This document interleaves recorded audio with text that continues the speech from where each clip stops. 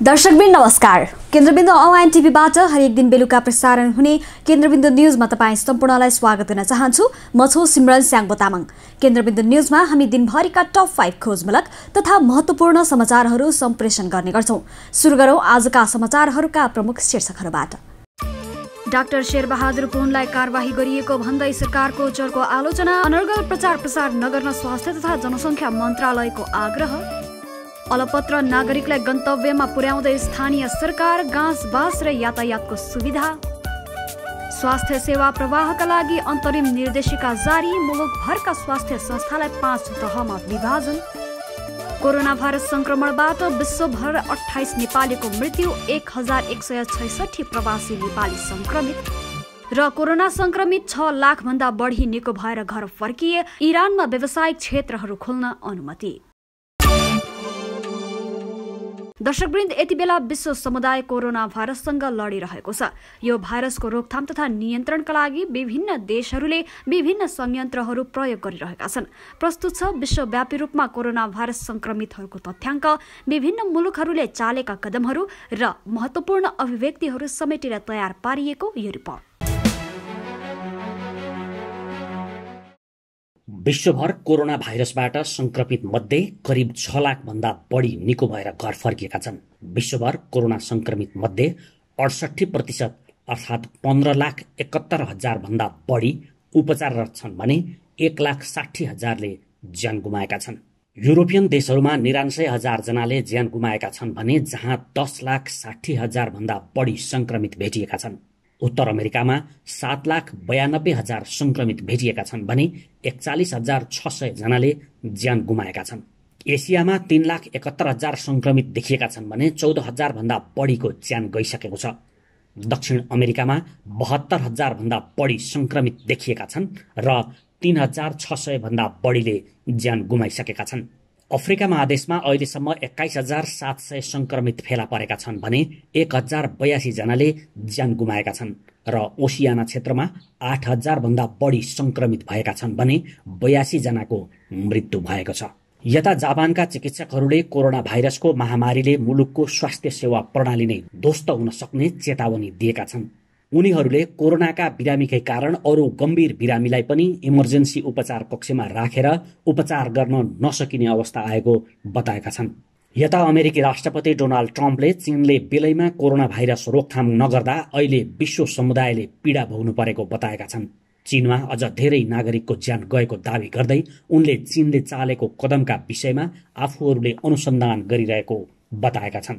यता दक्षिण कोरियामा शनिबार 8 जनामा मात्रै कोरोना भाइरसको नयाँ संक्रमण पुष्टि भएको छ। चीनमा पनि संक्रमितको संख्या घटेको छ। चीनको नेशनल हेल्थ कमिसनले आइतबार केवल 16 नयाँ संक्रमित भएको बताएको छ। पछिल्लो 24 घण्टामा चीनमा कोरोना भाइरसको कारण कसैको पनि मृत्यु भएको छैन। यस्तै कोरोनाका कारण ज्यान गुमाउनेहरूको संख्या कम भएसँगै इरानले केही व्यावसायिक क्षेत्रलाई पुनः खोल्ने अनुमति दिएको छ। इरानी सरकारले शनिबारदेखि राजधानी तेहरानका केही व्यावसायिक क्षेत्रहरूलाई पुनः खोल्ने अनुमति दिएको हो। यहाँ मार्च 12 पछि कोरोना भाइरसबाट दैनिक मृत्यु हुनेहरूको संख्या करिब 73मा झरेको छ। छिमेकी मुलुक भारतमा भने कोरोना संक्रमितको संख्या बढ्दो छ। त्यहाँ अहिलेसम्म 521 जनाले ज्यान गुमाइसकेका छन् भने 16,365 भन्दा बढी संक्रमित फेला परेका छन्।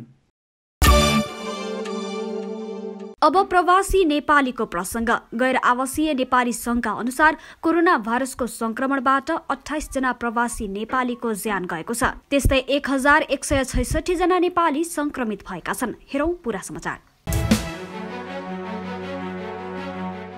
विश्वभर फैलिएको कोरोना भाइरस अर्थात् कोभिड-19बाट शनिबार साँझसम्म मृत्यु हुने गैर आवासीय नेपाली एनआरएनको संख्या 28 पुगेको छ। एनआरएनका अध्यक्ष कुमार पन्तको अध्यक्षतामा गठित कोभिड-19 उच्च स्तरीय समिति तथा स्वास्थ्य उपसमितिले सङ्कलन गरेको तथ्याङ्क अनुसार बेलायतमा 17, अमेरिकामा 8, संयुक्त अरब इमिरेट्समा 2 र आयरल्यान्डमा 1 जनाको निधन भएको हो। स्वास्थ्य उपसमितिका संयोजक डाक्टर सञ्जीव सापकोटाका अनुसार नेपाल बाहेक विश्वभर 1166 गैर आवासीय नेपाली अहिले कोरोनाबाट संक्रमित भएका छन्। विश्वभर छरिएका गैर आवासीय नेपाली विज्ञ चिकित्सकको समूहले तयार पारेको सो आँकडा अनुसार 21 देशमा रहेका नेपाली कोभिड-19बाट संक्रमित रहेको एनआरएन कोभिड-19 उच्च स्तरीय समितिका प्रेस संयोजक चिरण शर्माले जानकारी दिए। संक्रमित हुने विदेशमा बसेका नेपालीमा अमेरिकामा करिब 700, बेलायतमा 200, संयुक्त अरब इमिरेट्समा 71, आयरल्यान्ड र पोर्चुगलमा 22, कुवेतमा 21, अस्ट्रेलियामा 11, स्पेनमा 10, स्विजरल्यान्डमा 5, जर्मनी, बेल्जियम र साउदी अरबमा 4, क्यानाडा र मलेसियामा 3, माल्टामा 2, फ्रान्स, जापान, म्यानमार र हङकङमा 1 जना रहेको उपसमितिले जनाएको छ। विदेश स्थित विभिन्न अस्पतालमा कार्यरत नेपाली चिकित्सक र कूटनीतिक नियोग एनआरएनका शाखा तथा स्थानीय सङ्घ संस्थाहरूद्वारा प्राप्त सूचनालाई मुख्य आधार मानेर सो आँकडा तयार पारिएको स्वास्थ्य उपसमितिले जनाएको छ। विदेशमा कोरोना भाइरसबाट मृत्यु भएकाहरूको परिवारको सहयोगार्थ एनआरएनले आफ्नो शाखाहरूलाई परिचालन गरेको जनाइएको छ।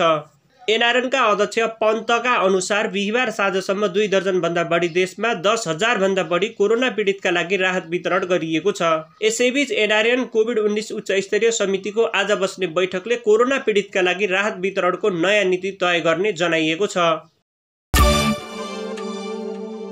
दर्शकवृन्द, नेपालमा पनि कोरोना संक्रमितको संख्या बढिरहेको छ। सरकारले कोरोना संक्रमितहरूको उपचारका लागि स्वास्थ्य संस्थाहरूका लागि निर्देशिका जारी गरेको छ। के छन् त निर्देशिकामा, हेरौं यो रिपोर्ट।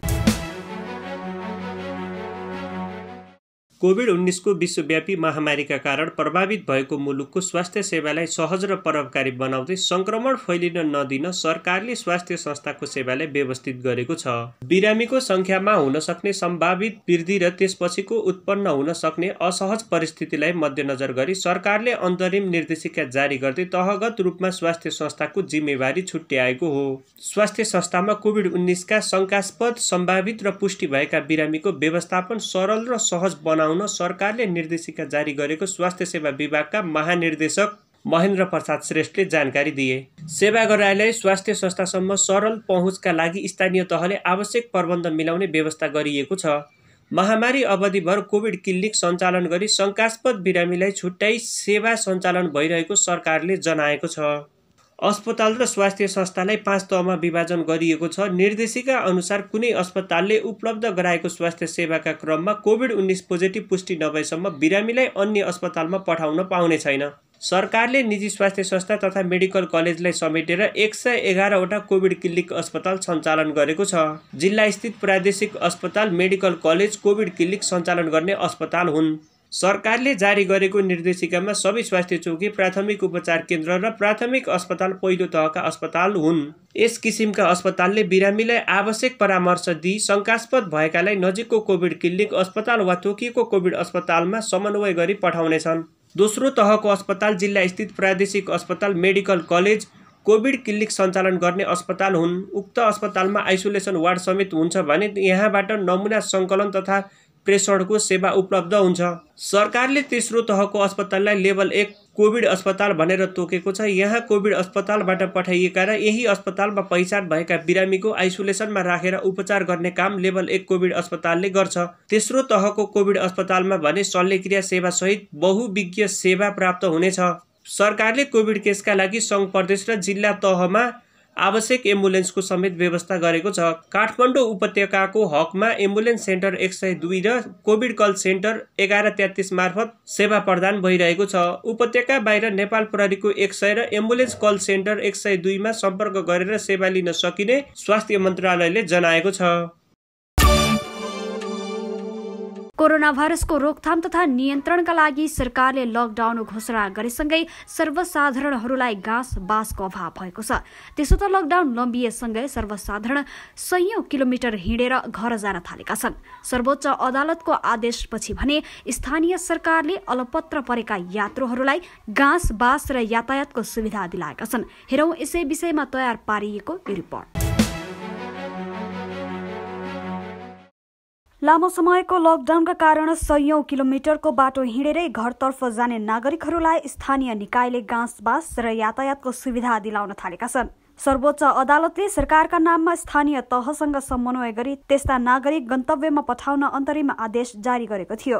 सर्वोच्चको आदेशसँगै प्रधानमन्त्री केपी शर्मा ओलीले सम्बन्धित जिल्ला र स्थानीय सरकारले अलपत्र परेका र घर जान चाहनेहरूलाई गन्तव्यमा पुर्याइदिन निर्देशन दिएपछि स्थानीय सरकारले अलपत्र परेका नागरिकहरूलाई एकै ठाउँमा भेला गराई सुरक्षा दिएर गन्तव्यसम्म पुर्याउन थालेका हुन्। यसरी नागरिकहरूलाई गन्तव्यमा पठाउने क्रममा शनिबार इलाका प्रहरी कार्यालय बनेपाका प्रमुख प्रहरी निरीक्षक योगेन्द्र तिमलसेनाको समन्वयमा काठमाडौँबाट घर हिँडेका 250 जना भन्दा धेरै यात्रीहरूलाई गन्तव्यमा पुर्याइएको छ। काठमाडौँबाट बीपी राजमार्ग र अरनिको राजमार्ग हुँदै घर हिँडेका पैदल यात्रीलाई गणेश हिमाल प्रालीका अध्यक्ष आत्माराम थापाले बस व्यवस्था गरेका थिए। लकडाउनको 25 दिनसम्म पैदल यात्रीको कमी नभएपछि प्रहरी निरीक्षक तिमलसेनाले बस व्यवसायीहरूसँग समन्वय गरी अरनिको राजमार्गतर्फ दोलालघाट र बीपी राजमार्ग अन्तर्गत सिन्धुली र बर्दिवाससम्म पुर्याउने व्यवस्था गरेका हुन्। बनेपाको बस पार्कमा जम्मा गरी खाना खाजा दिएर बेलुका उनीहरूलाई गन्तव्यमा पुर्याइएको हो।